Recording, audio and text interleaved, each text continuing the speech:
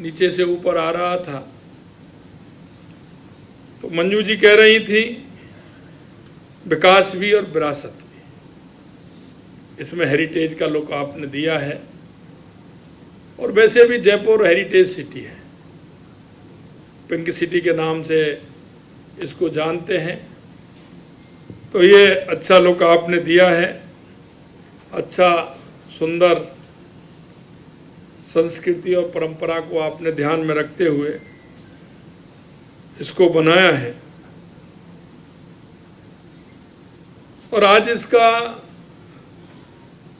उद्घाटन होना भी हमारे लिए लाभदायक रहेगा, क्योंकि आप सभी को पता है कि दिसंबर के महीने में 9, 10, 11 दिसंबर को राइजिंग राजस्थान होने वाला है। ग्लोबल इन्वेस्टमेंट समिट हो रहा है, तो निश्चित रूप से पूरी दुनिया के मेहमान अधिकतर कुछ यहाँ आने वाले हैं, तो निश्चित रूप से उसका लाभ भी हमें यहाँ मिलेगा। राजस्थान की राजधानी जयपुर के वर्ल्ड क्लास सिटी होने की छवि और निखरेगी। जयपुर आने वाला अंतर्राष्ट्रीय पर्यटकों को पहला अनुभव एयरपोर्ट से ही मिलता है, क्यों गांव में कहावत है ना कि गांव की शोभा गैत ही बता देते हैं। गैत का मतलब समझते हैं, नौरा होता है, क्योंकि गांव से बाहर होता है। तो ये कहावत है कि गांव की शोभा वो गैत बता देते हैं, इसलिए शहर की शोभा ये टर्मिनल बताएगा कि हमारा जयपुर कैसा है। और वो जो उसके मन में जो यादें रहती हैं, कहीं भी आप भी जाते हो, किसी प्रदेश में भी जाते हो, किसी दूसरे शहर में जाते हो, देश में जाते हो, तो कुछ यादें लेकर के आते हो। तो पहला जब आप वहां उतरते हैं तो उसकी छाया आपके जीवन भर रहती है, और उसकी छाया ऐसी रहती है कि जैसे ही वहां का नाम आएगा तो वो दृश्य दिखने लग जाता है।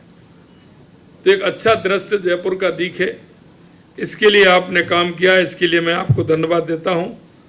मुझे अवगत करा है कि जयपुर हवाई अड्डे की यात्रा क्षमता मौजूद 65 लाख है, जो आने वाले सालों में बढ़कर 3 करोड़ 80 लाख होने वाली है। यह बहुत अच्छी उपलब्धि है। अगर ये होती है तो निश्चित रूप से राजस्थान को बहुत बड़ा से फायदा भी मिलेगा। राज्य में अंतर्राष्ट्रीय पर्यटन को बढ़ावा भी मिलेगा। प्रदेश में व्यापार उद्योग को गति मिलने से आर्थिक विकास की समृद्धि भी होगी, और विकसित राजस्थान का जो हमारा संकल्प है निश्चित रूप से वो भी पूरा होगा। मेरा प्रयास है कि राजस्थान में निवेशकों और पर्यटकों दोनों की संख्या में बढ़ोतरी हो। ये मील का पत्थर साबित होगा। मेरा यह भी मानना है कि प्रदेश में पर्यटकों के लिए आकर्षण स्थल भी बढ़े तो उनका ठहराव भी बढ़ेगा, ताकि हमारे प्रदेश को ज़्यादा से ज़्यादा उसका फायदा मिल सके। हमेशा मैं कहता हूँ, जिस जिले में जाता हूँ मैं कहता हूँ, आप अपने जिले में ऐसा कीजिए, कोई ना कोई ऐसा काम करिए, उसको बढ़ाइए कि एक दिन में पर्यटक देख ही नहीं पाए, उसके मन में उत्सुकता रहो। और ये उत्सुकता अगर उसके मन में रहेगी कि ये भी देख लूं, ये भी देख लूं, तो कुछ ना कुछ रह नहीं जाए, तो निश्चित रूप से वो एक दिन भी अगर रुकेगा तो उसका बहुत बड़ा फायदा राजस्थान को मिलेगा। ये सभी जिलों में मैं जाता हूं, इस बात को मैं कहता हूं कि हम हमारे उन पर्यटक स्थलों को हम अच्छे बनाएं,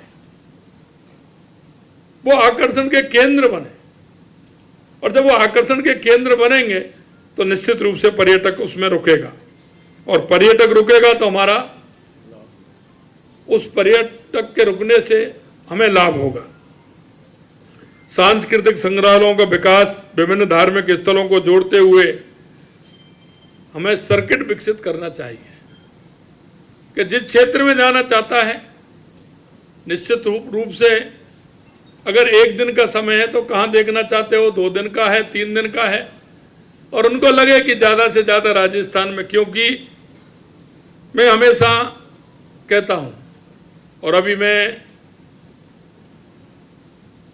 समिट राजस्थान के लिए सभी जगह कई देशों में भी गया हूँ, और मैंने सभी जगह कहा है कि पर्यटन के क्षेत्र में राजस्थान में बहुत संभावना है।